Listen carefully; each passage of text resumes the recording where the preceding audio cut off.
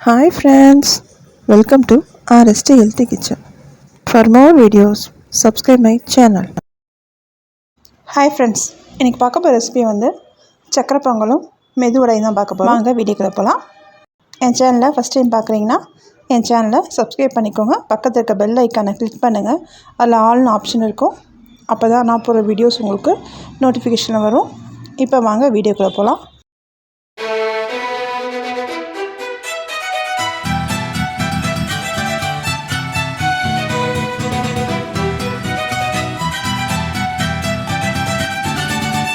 நம்ம குக்கரில் தான் இப்போது சக்கரை பொங்கல் செய்ய போகிறோம். அதுக்கு நான் இந்த டம்ளர் தான் அரிசியும் பருப்பும் எடுத்திருக்கேன்.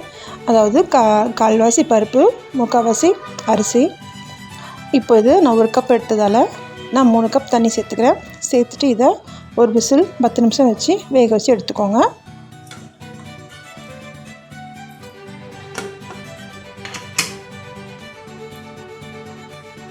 இப்போ நம்ம வடைக்கு அரைச்சிடலாம். அதுக்கு நான் அரை மணி நேரத்துக்கு முன்னாடியே நான் உளுந்து ஊற வச்சுருக்கேன். 1 கப் உளுந்து, ஒரு பச்சை மிளகா, தேவையான அளவு உப்பு சேர்த்துட்டு தண்ணி லைட்டாக கொஞ்சமாக சேர்த்து நல்லா நைஸாக அரைச்சிக்கோங்க. இப்போ நல்லா அரைச்சிட்டு வந்தாச்சு. இப்போ இதை இன்னொரு பாத்திரத்தில் ட்ரான்ஸ்ஃபர் பண்ணிவிட்டு இதை நல்லா கை வச்சு நல்லா கலந்து விடுங்க.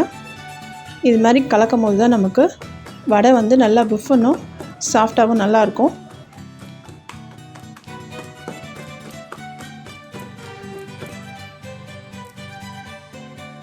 இப்போ இந்த வடை மாவில் 2 ஸ்பூன் அரிசி மாவு சேர்த்துக்கோங்க. சேர்த்துட்டு நான் ஒரு வெங்காயத்தை சின்னதாக கட் பண்ணி சேர்த்துருக்கேன், அதையும் சேர்த்துக்கோங்க. கொஞ்சமாக கருவேப்பிலை இலைகளை கட் பண்ணி சின்னதாக அதையும் சேர்த்துட்டு நல்லா கலந்து விட்டுக்கோங்க. அவ்வளோதான், நமக்கு இப்போது வடை போடுறதுக்கு மாவு ரெடி ஆகிடுச்சு. அடுப்பில் எண்ணெயை சூடு பண்ணிவிட்டு நம்ம ஒன்று ஒன்றா போட்டு எடுத்துட வேண்டியது தான்.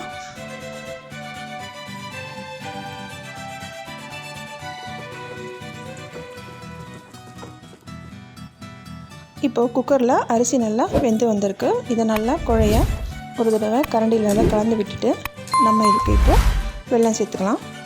நான் வெல்லம் ஒரு கால்வாசியும் வெல்ல பவுட்ரு வச்சுருக்கேன், அதையும் சேர்த்துருக்கேன். உங்கள்கிட்ட வெல்லமே நிறைய இருந்துச்சுன்னா அதையே சேர்த்துக்கோங்க. என்கிட்ட பவுட்ரு இருக்காதானே வெள்ளை பவுட்ரு சேர்த்துக்கிறேன். நல்லா கலந்துட்டு அடுப்பு சிம்மில் இருக்கட்டும். இப்போ நல்லா கலந்து விட்டுக்கோங்க. நான் 1 கப் அரிசி எடுத்ததால் 1.25 கப் வெல்லம் சேர்த்துக்கிறேன். உங்களுக்கு ஸ்வீட் அதிகமாக தேவைப்பட்டுச்சுன்னா நீங்கள் 2 கப் கூட சேர்த்துக்கலாம்.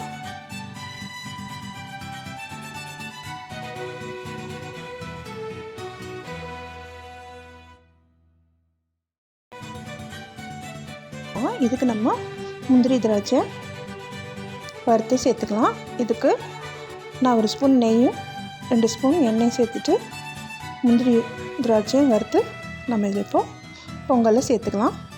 அவ்வளோதான், நமக்கு சுவையான சக்கரை பொங்கல் ரெடி ஆகிடுச்சு. இப்போது வடையை நம்ம போட்டு எடுத்துக்கலாம். வடையை நம்ம ஒன்று ஒன்றா போட்டு எடுத்துகிட்டு 2 பக்கமும் சிவப்பு வச்சு எடுத்துட்டிங்கன்னா நமக்கு உளுந்த வடை ரெடி ஆகிடுச்சு. இந்த வீடியோ உங்களுக்கு பிடிச்சிருந்துன்னா லைக் பண்ணுங்கள், ஷேர் பண்ணுங்கள், கமெண்ட் பண்ணுங்கள். என் சேனலில் ஃபஸ்ட் டைம் பார்க்குறீங்கன்னா என் சேனலுக்கு சப்ஸ்கிரைப் பண்ணிக்கோங்க. தேங்க்ஸ் ஃபார் வாட்சிங்.